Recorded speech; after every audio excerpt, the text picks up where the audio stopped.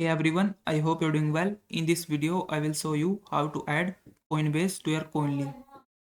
Now first you need to do is open up your Coinly website and then log in your account.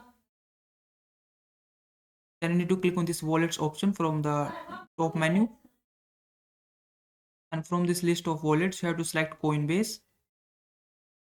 And once you click on Coinbase, it will open up this window. So you can connect your Coinbase with these two options. First is auto sync and second is importing file. So you can use the second option if you want, but this will is not very efficient. You just have to import your transaction history manually, but I'm going to use this first option, setup auto sync. So just click on it and then you just have to click on this continue to Coinbase button.